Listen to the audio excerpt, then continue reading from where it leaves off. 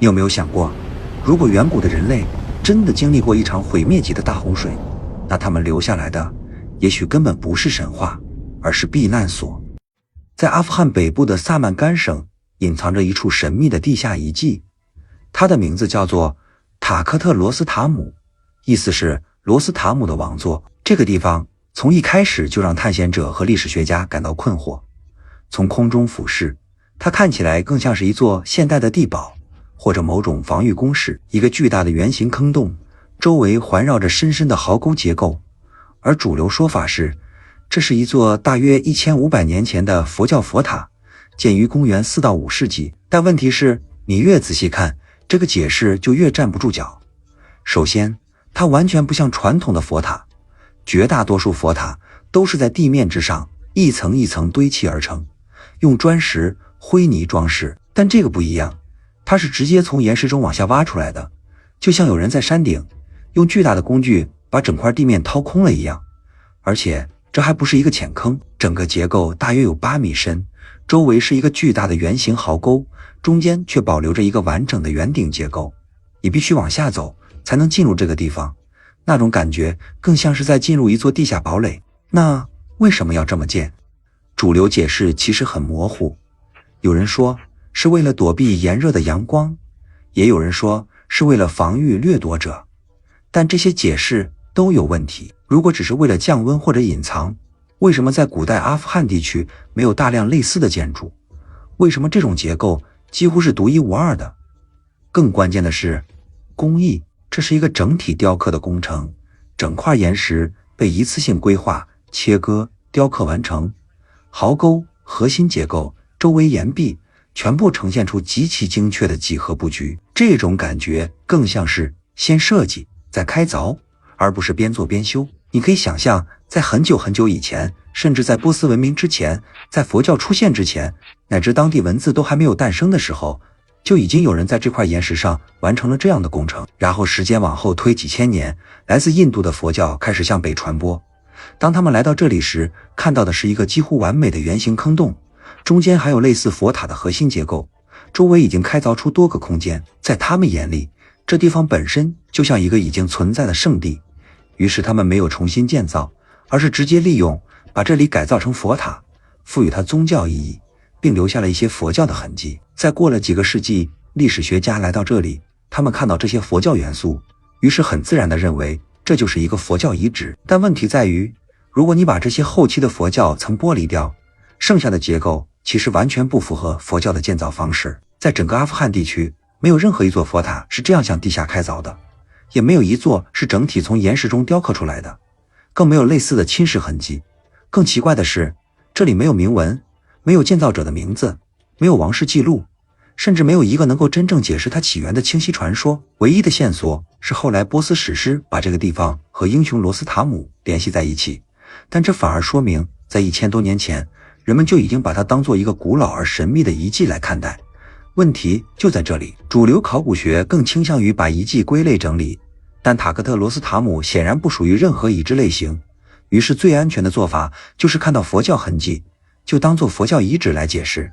但如果你仔细去看这些石头本身，它们更像是在讲述另一个更古老的故事。在某个未知的时期，当某种巨大的威胁即将到来时，人们开始向地下开凿空间，为的不是供奉神明，而是为了活下去。那问题也就随之出现了，这个地方真的可能有这么古老吗？它会不会是某种冰河时代文明的遗留，一个主流历史认为从未存在过的文明？我们现在无法证明这种说法，但同样也无法完全否定它。而且考虑到这个遗址本身的独特性，很难不让人反过来思考，或许现在更需要给出解释的反而是主流观点。塔克特罗斯塔姆这个遗址在整个阿富汗的考古记录中几乎没有任何类似的存在，它的结构特征既独特又显得有些格格不入。最引人注意的是它的整体构造方式，整个遗址是直接从基岩中开凿出来的，很可能是砂岩，没有使用任何独立石块，也没有砂浆，更看不到任何拼接痕迹。中间的核心结构呈现出非常精准的几何形态，对称性和比例都控制得极其到位。这种程度的精度，如果没有详细的前期规划，几乎不可能实现。围绕壕沟的岩壁上还分布着5个开凿出来的洞穴，以及一些更小的石室，全部直接从岩石中切割而成，表面平整，痕迹统一，明显是有计划的完成的。其中一些石室的顶部还留有小型的圆形开口，可以让阳光照射进来，形成一种昏暗、安静的空间氛围，类似冥想环境。但换个角度看，这些开口也可能是为了通风，这就让人不禁去想，这个结构在佛教出现之前，是否曾经有过更加实际的用途？其中一个石室甚至还保留着圆顶结构，后来被佛教使用者在内部加上了莲花图案的雕刻。虽然这些装饰存在，但绝大多数内部空间其实是没有任何宗教装饰的。再看外围的壕沟，它的深度和宽度都足以形成一道防御屏障，进入中央区域必须通过特定路径，这种设计更接近防御工事或避难所，而不是传统意义上的宗教建筑。再考虑整个工程的规模，要用手工工具从岩石中开凿出数千吨的石料，同时还要保持结构的几何精度以及壕沟的完整圆形，这背后不仅需要技术，还需要长期系统性的规划。但问题在于，这里没有任何铭文，没有建造者留下的痕迹，也没有同时代的记录能够明确说明它的起源，因此也无法真正把它和公元4到5世纪的佛教时期直接对应起来。正是这些物理特征本身，让人不得不提出一个可能性，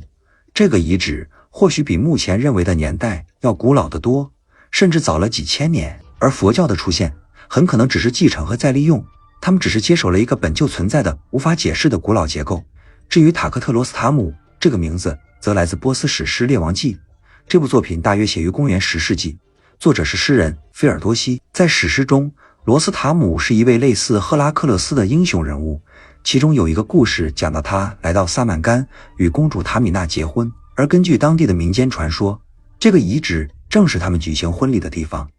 甚至还有说法认为他曾在这里举行庆典，用佛塔顶部的结构作为酒器。当然，这些关于罗斯塔姆的故事本质上更像是后来的想象和附会。所谓用池子盛酒的说法，很可能只是把佛塔顶部的方形结构在想象中当成了酒器。之所以会出现这样的传说，是因为人们面对这个遗址时根本不知道是谁建造的，也不知道用途，于是只能把它归因于远古的英雄人物。在整个阿富汗地区，这种情况其实并不少见，很多形态奇特的古代遗迹都会被民间传说与罗斯塔姆联系在一起。随着伊斯兰时代的到来，这种波斯叙事逐渐取代了原本的佛教记忆，甚至连塔克特罗斯塔姆这个名字本身也反映了这种变化。塔克特意味着王座，更像是英雄或王者的象征，而不是宗教圣地。但真正让这个地方显得特别的，其实不是这些传说，而是它本身的工程结构。问题很简单，为什么要把一个佛塔往地下挖，而不是像传统那样往上建？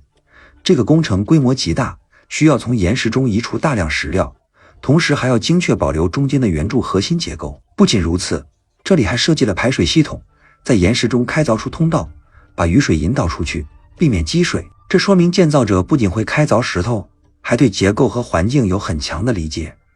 更耐人寻味的是岩壁上的侵蚀痕迹，无论是佛塔外部还是壕沟的一部分区域，都呈现出一种被水长期冲刷过的光滑表面。但问题在于，萨曼干地区如今气候非常干燥，每年的降水量只有大约100到400毫米，这样的条件其实很难形成明显的水蚀痕迹。如果这些痕迹真的是水流造成的，那就只剩2种可能，要么经历了极其漫长的时间，比如几万年的自然风化，要么就是在某个时期发生过强烈而集中的水流冲击。也正因为这一点，一种更大胆的猜想开始出现，这个下沉式结构会不会本来就是为了应对某种古代洪水而设计的？有一些研究者甚至提出，这里可能是一种史前避难所，类似陆地上的石质方舟，用来在灾难来临时保护一小群人。按照这种理论，这种厚重的岩石墙体在一定时间内可以阻挡水流，就像一个天然的地下堡垒。根据对当地砂岩渗透性的计算，水需要大约7到8天才能完全渗透进8米厚的岩壁，这段时间已经足够让洪水在山区逐渐退去。在密闭空间中，2个人大约可以存活20天，而一个家庭也可能维持几天时间，直到获得新的空气来源。再加上这个遗址本身位于海拔1000米左右的山路地带，地势相对较高，洪水更容易迅速排走，这些条件似乎都在为这种避难所的假设提供支持。那问题来了，是否真的存在某种史前文明在很早之前就开凿了这样一个结构，用来躲避一场巨大的灾难，而后来的人只是把它改造成了宗教场所。当然，需要说明的是，目前并没有任何科学证据支持这种洪水避难所的理论，地质学家也没有发现这里的侵蚀痕迹可以追溯到1万年以上的时间，也没有证据证明这一地区曾发生过大规模洪水。但即便如此，人们仍然会提出这样的设想，本身就说明了一点，这个遗址的确非常特殊，也非常难以解释。事实上，阿富汗北部地区的人类活动可以追溯到公元前1万年左右，从理论上讲，更早的文明在这里活动过，并不是完全不可能。而像罗斯塔姆这样的英雄形象，也常常被认为是某种远古记忆在民间传说中的残留。也正因为如此，有人会猜测罗斯塔姆的王座这个名字也许并不是偶然，或许在中世纪的波斯人眼里，这个地方本身就比他们的时代更加古老，甚至像是来自一个被遗忘的时代。总的来看，这些不同的解释，无论是把它看作洪水时期的避难所，还是某种未完成的古代墓葬，都在试图突破传统的时间线。